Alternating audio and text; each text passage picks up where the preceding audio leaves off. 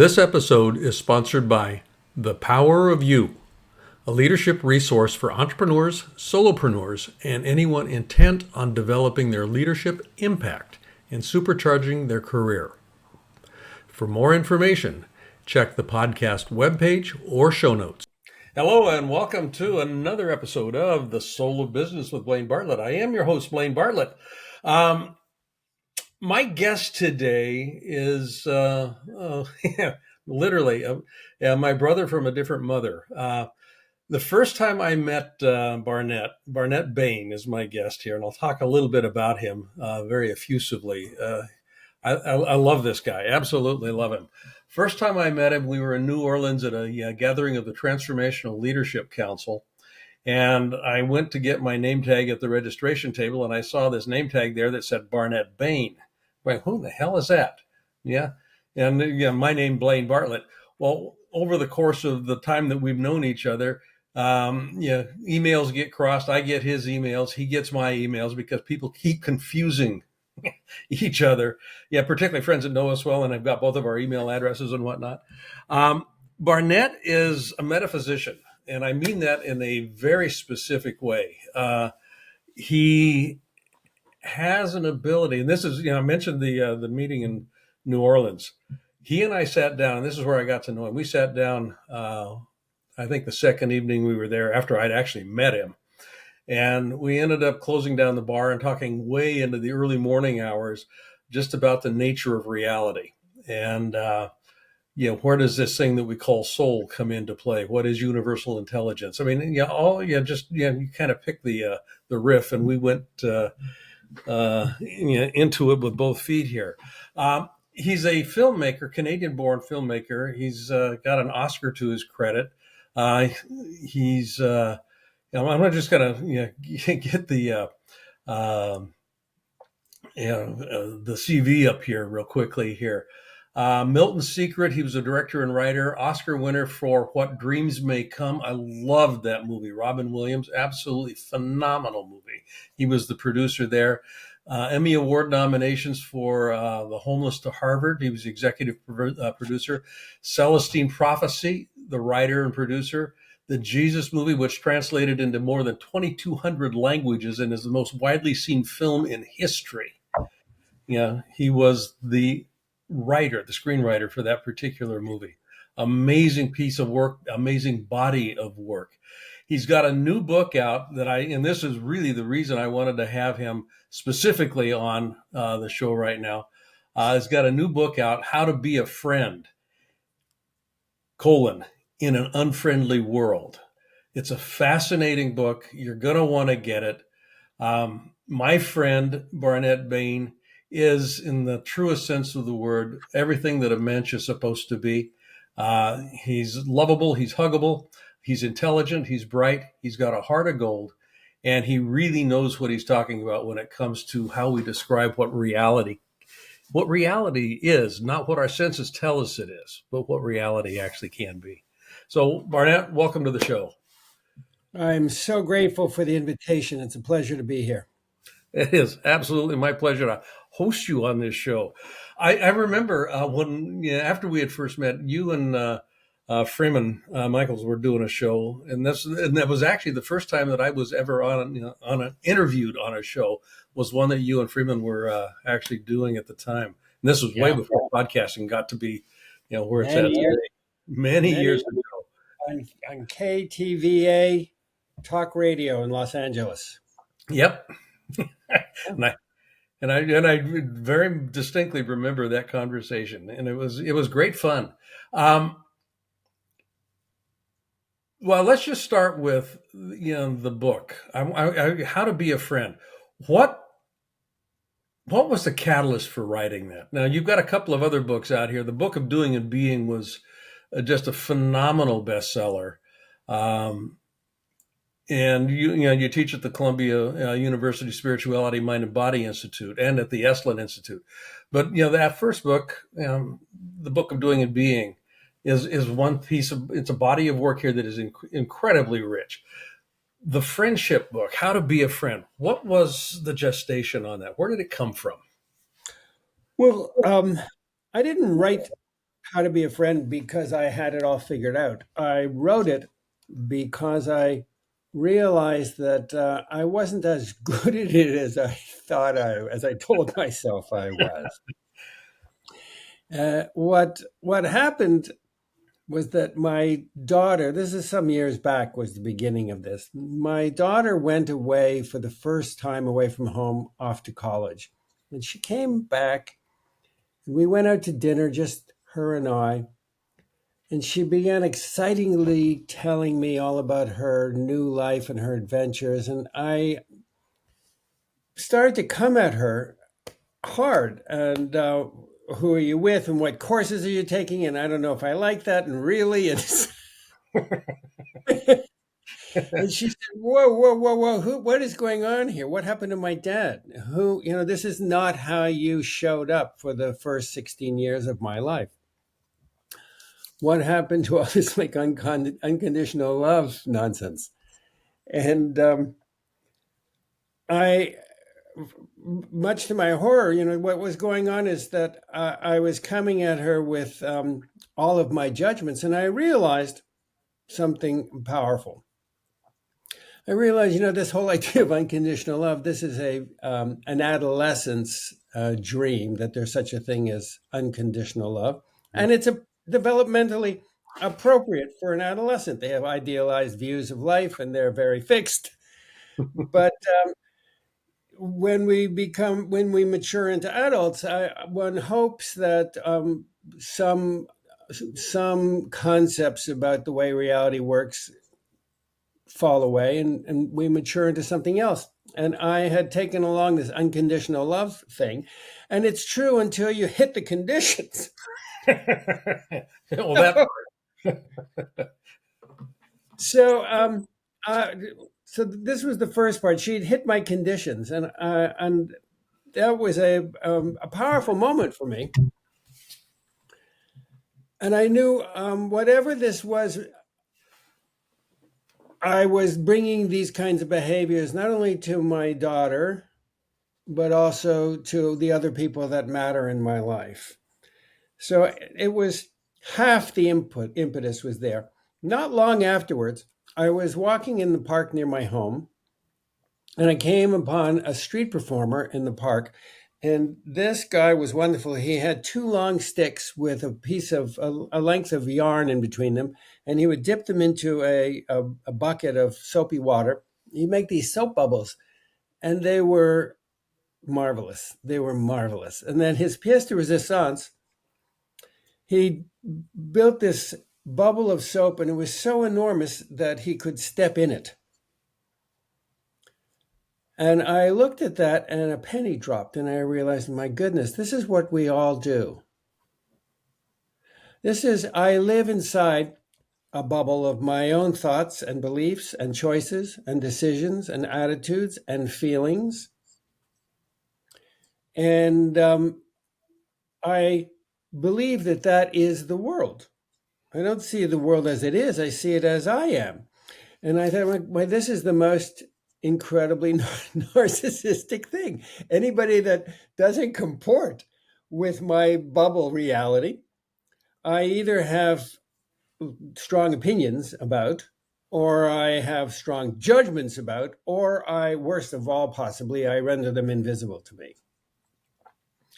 So I thought, this is like Narcissus. Of course, Narcissus, the Greek myth about the young man who saw his reflection in a stream, didn't realize it was his own reflection and fell in love with himself. So I realized this is what I do. This is what we all do. We live in these bubbles of self. And as long as others comport with those bubbles, we're copacetic. When they don't, and I thought, I don't want to be this person anymore. I want to pop the bubble and I want to expand my sense of self so that I am not always either embracing or reacting to others to the degree that they are mirrors of me. Mm-hmm. I want to develop myself so that I can make space for others who may not share my thoughts, my feelings, my beliefs, I want to give them permission to be different than me and not lose my love. What happened from there was a couple of years of lots of journaling and lots of thinking and reading and inquiry and conversations with friends like you, Blaine, where I discovered more of how I hold myself and the messy edges where I am determined to hang on to my own boundaries at the expense of intimacy with others. So the book grew out of that. I collected these writings and they became the book. That whole notion of, I love the metaphoric structure around the bubble, and the last piece that you just talked about there.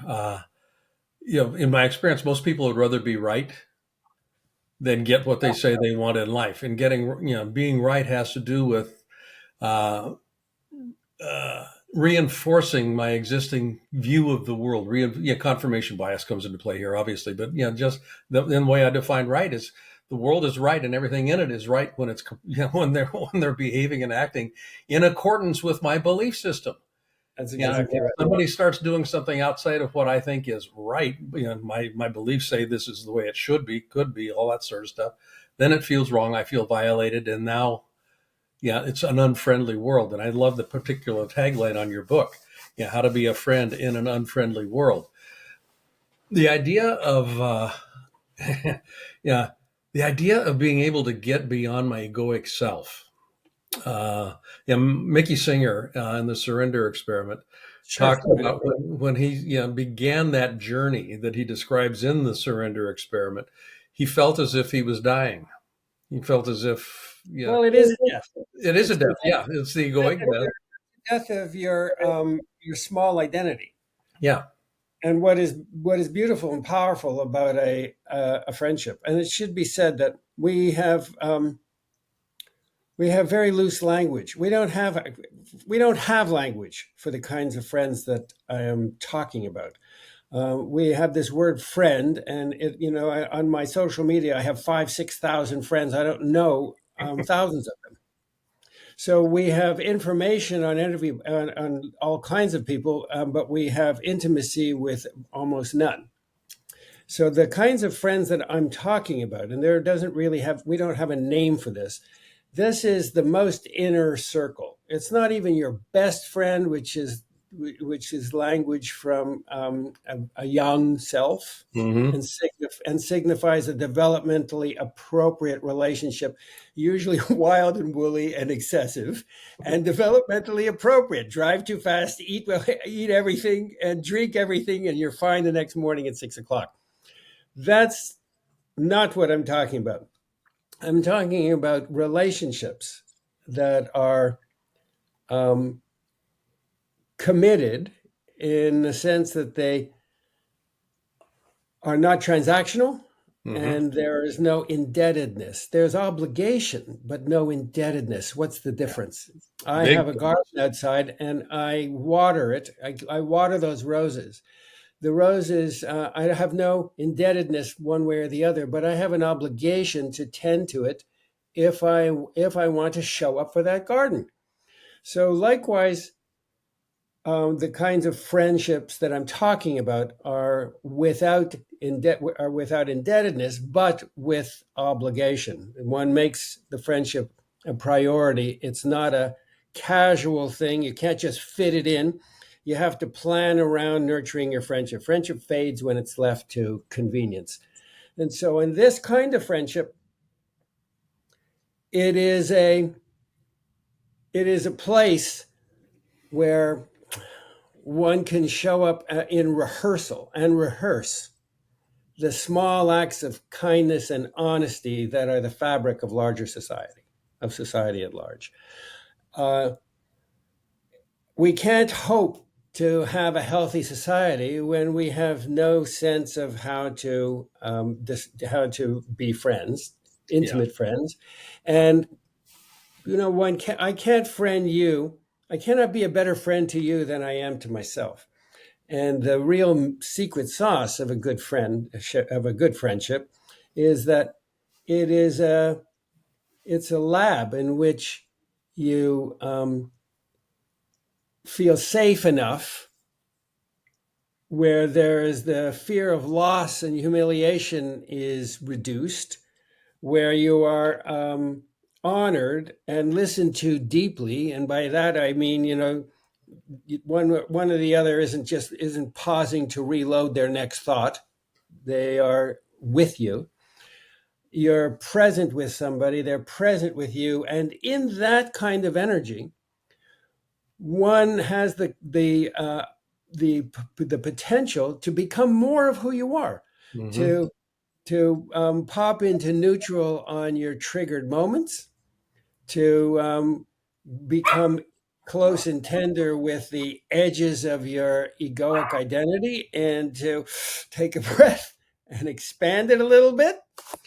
I have friends, as a practical example, so it's not purely conceptual. I have very, very dear friends who have 180-degree diametrically opposed political and social beliefs than I do. I know who these are. Exactly. We share these friends. We share these friends. And yet, I am in a committed friendship, and I'm very aware of my inner thought stream, and I have a relationship because of the friendship that subordinates the inner thought stream and Mm-hmm. allows it to become noise like the sound of the radio in the next room. It doesn't have to.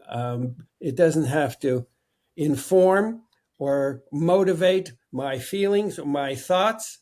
That requires a conscious act of self-knowing and conscious volition each moment. It requires me to know my friend, to trust my friend, to honor my friend. And by honor, my feeling about honoring is we honor another person by our willingness to be changed by them.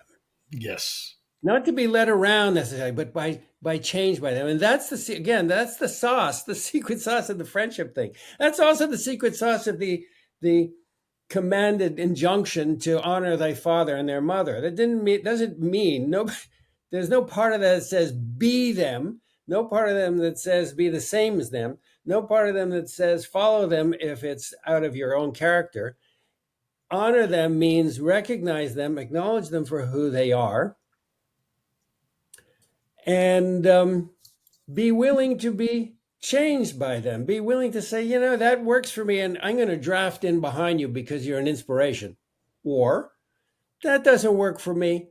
I think that I'm going to take a different path in life, and in a really honoring family relationship or friend relationship. When one takes a different path in life, it is not at the risk of losing the love of the other. Right. So it's a refined relationship. Not just anybody with whom you are friendly is capable of reciprocating that commitment, nor are you necessarily capable of maintaining a relationship with just anyone. So you have to have a certain kind of you have to live in a certain kind of bandwidth of equality. Mm-hmm. Um, Marcus Tullius Cicero, 2,000 years ago, wrote as far as I'm aware, the first book on friendship. And out of deference to him, I borrowed his title. He also wrote How to Be a Friend. And in that book of 2,000 years, it's amazing how little things have changed in 2,000 years. Yes. Vis-a-vis the complications and the obstructions, and it's the nature of human ego that gives rise to these obstacles. But he said in that book that friendships are best created and sustained when the partners of the friendship are on more or less in the same bandwidth. Because if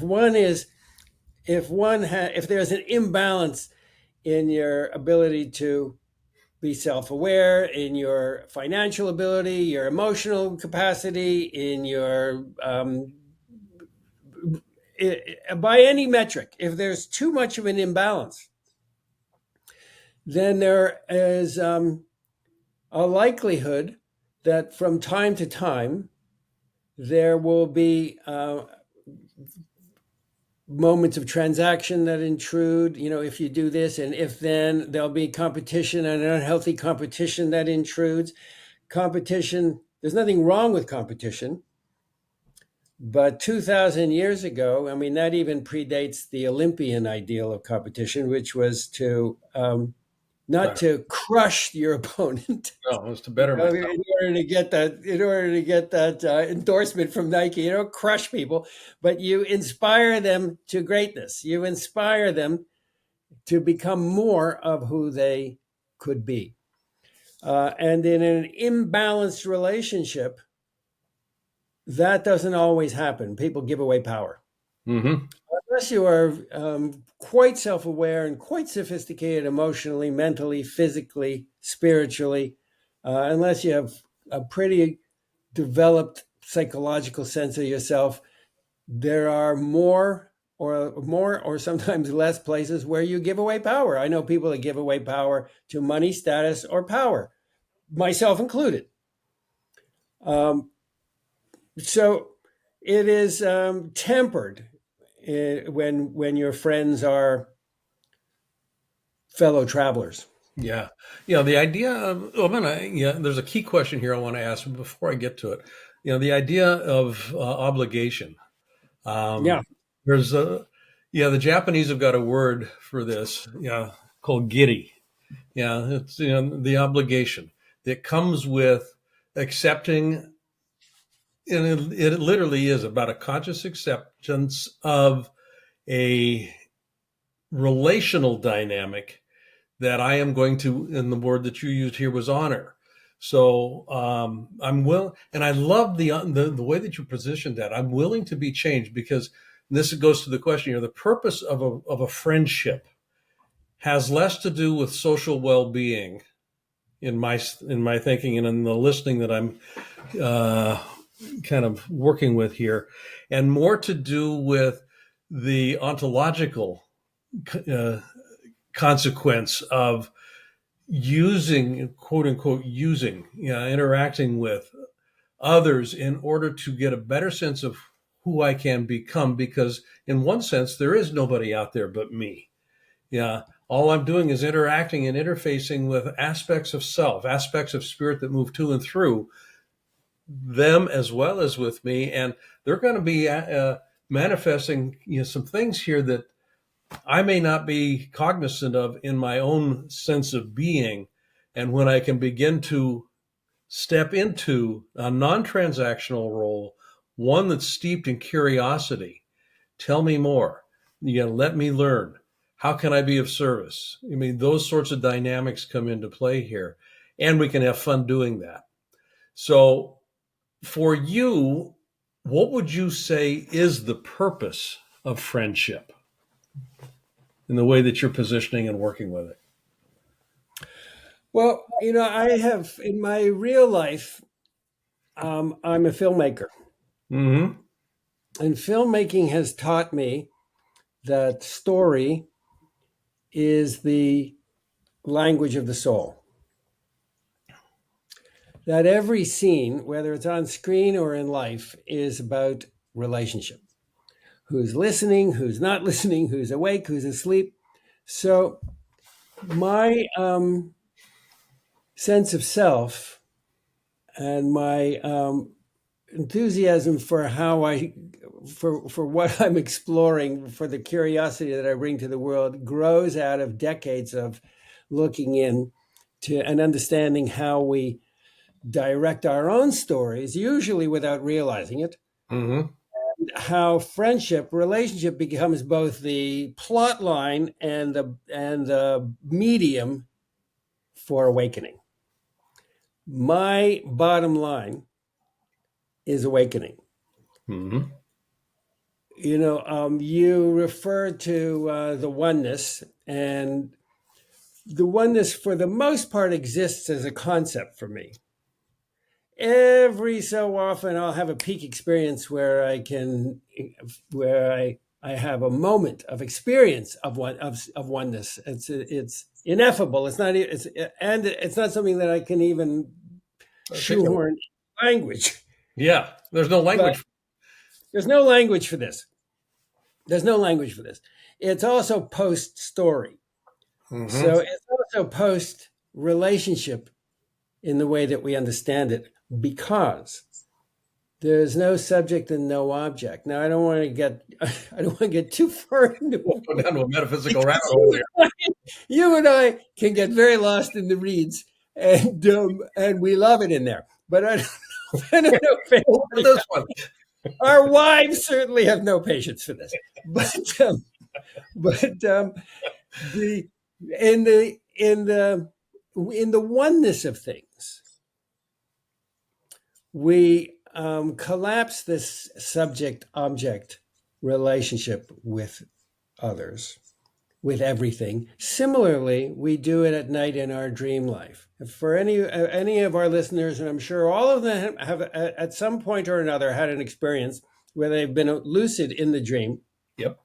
And for a moment you realize, wow, 1 second you're walking down the road in the dream, and the next second you're walking down the road still looking through your little dream eyes, and you realize that everything else, everyone else, every tree, every rock, every stone, every cloud is part of my dream life. It's so I am both subject and object at once. This is a profound experience, because instantly it shifts how we behave to all the other appearances, all the other apparitions, all the other reflections, all the other ways that my own dream self shows up in the dream. It changes. I could be having a contentious moment or an argument 1 second, and the next second I realize it's me. It's me. Exactly. It's So, me. why am I? The whole dream transcends. The whole dream shifts. So this is an insight that has impact on my day-to-day experience. That was Now, one of the things that happens in the context of a dream, of a friendship, is that in a committed friendship, and in a mature friendship, I'm going to say something in a minute that is going to that might trigger some people.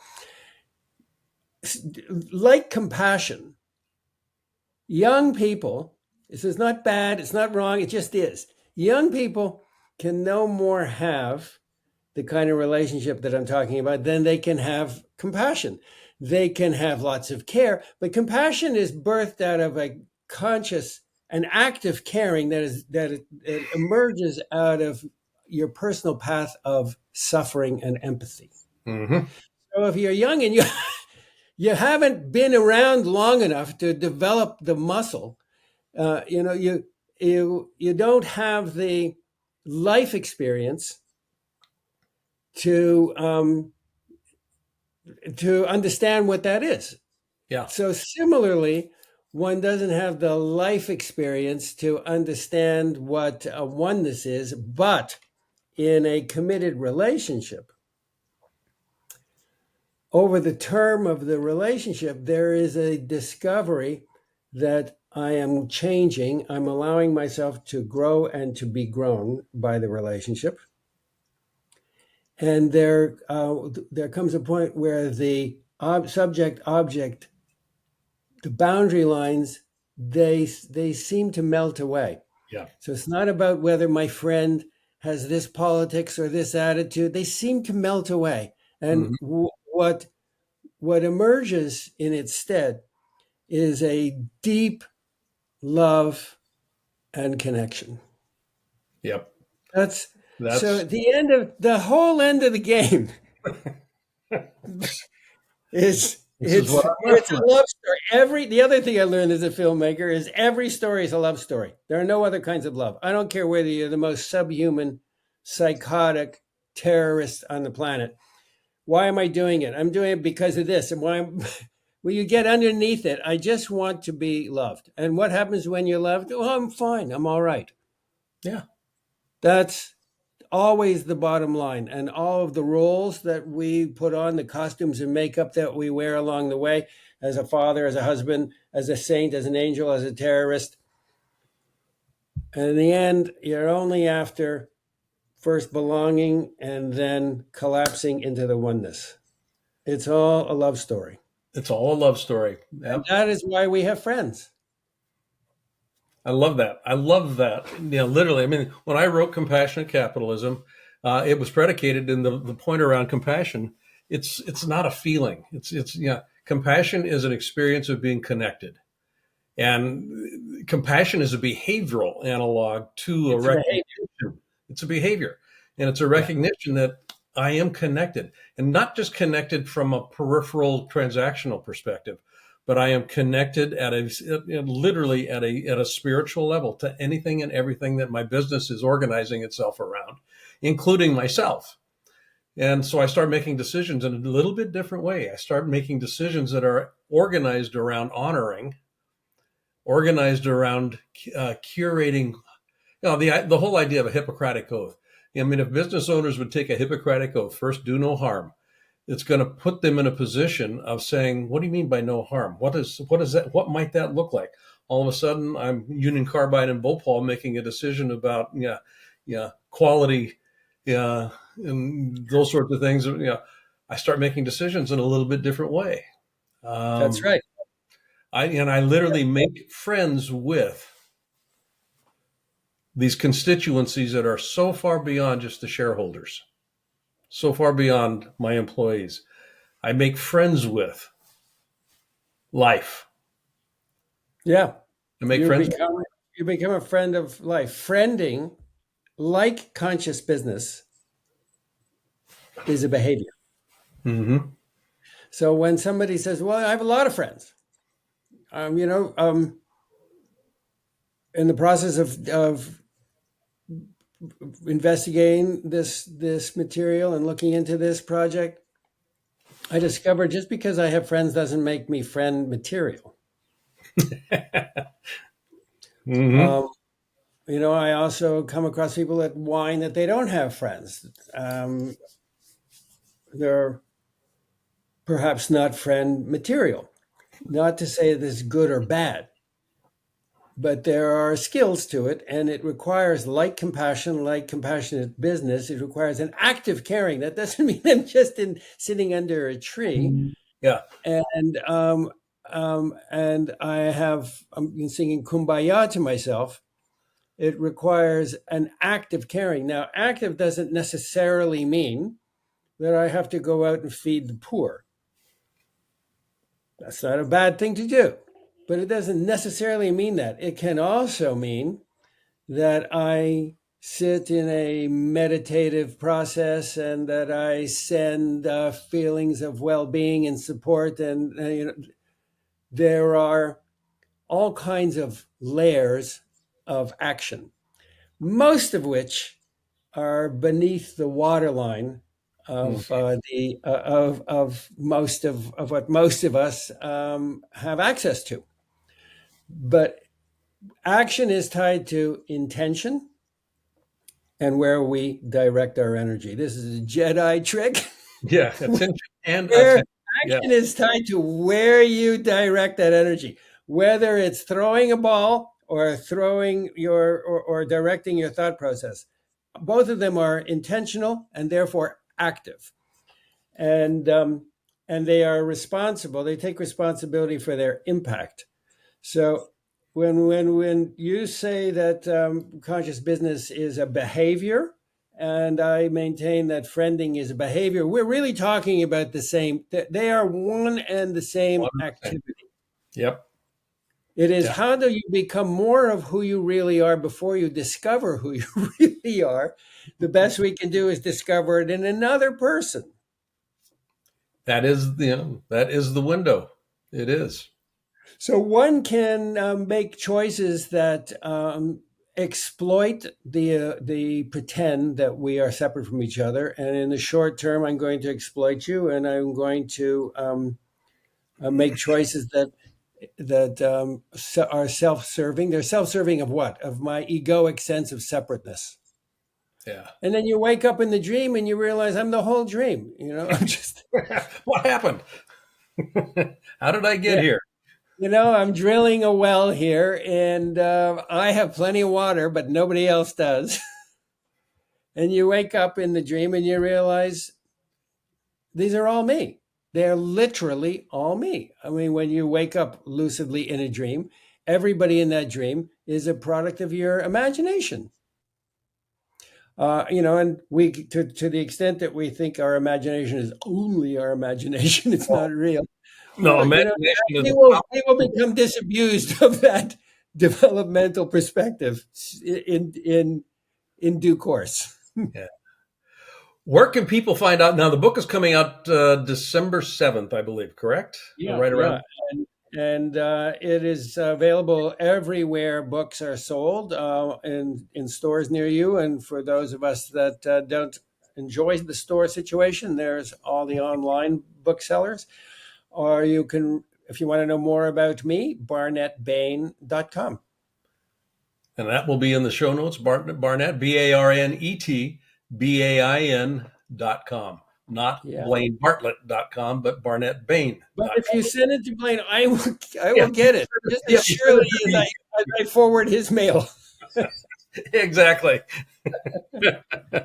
Buddy, thank you. I love this. Folks, pick up a copy of this book, How to Be a Friend in an Unfriendly World. We can't have enough friends in our lives. And it's not about the number of friends that you got on Instagram or TikTok or anything else. That's not the kind of friend we're talking about. You want somebody in your life. You want a number of people in your life that you have curated that allow you to be changed for the better. We're always, nature, the soul looks for expression, and it gets covered up pretty quickly in an unfriendly world. It gets covered up.